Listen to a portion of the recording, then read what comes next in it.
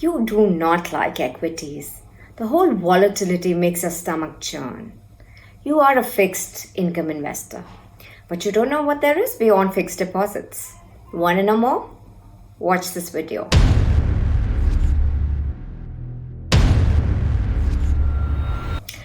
Number one, fixed deposits. Fixed deposits can be issued by NBFCs, by banks, by corporates.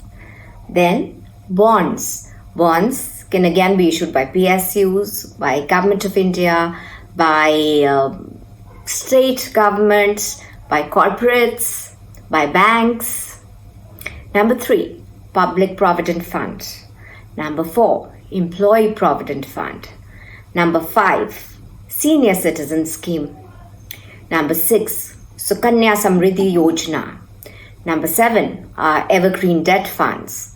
Number eight, and if you're a slightly more sophisticated investor, then this one's for you. You can go in for an alternative investment fund. The minimum in that, of course, is 1 crore. Number nine, a debt PMS. Again, for a sophisticated investor with a capacity to invest of 50 lakhs. So now you've got the list, and I'm sure there are a lot many more, but these are the ones that I like. So let's see now which is the one that you need to pick. So if you do not like any variability and you want to be able to pull out your money at any point in time, then you need to go in for a fixed deposit. Let's say keeping your money for the longer horizon is not a problem, and you do not want that liquidity to be available to you at any point in time, but you like a fixed coupon, then go in for a bond. You can go in for a bond depending on the interest rate that you get and the credit of the bond.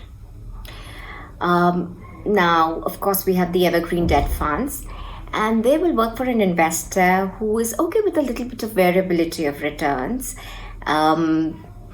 is of the mindset that he'd like to stay invested for 3 years, but can pull out his money at any point in time.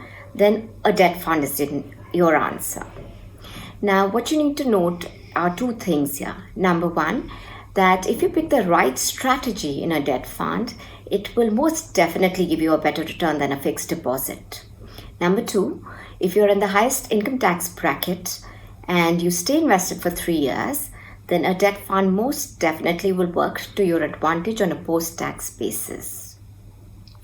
Now, if you are a long-term investor, but you want a fixed coupon, then you can opt for a PPF or an EPF.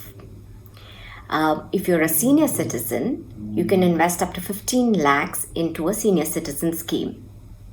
If you have a girl child who is less than 10 years of age, you can pick a Sukanya Samriddhi Yojana scheme for her. Now, all these that I listed above, which is the PPF, EPF, Sukanya Samriddhi Yojana, and the senior citizen scheme, also get you a benefit under Section 80C. And they're currently all riding in the range of about 7.3, 7.4%.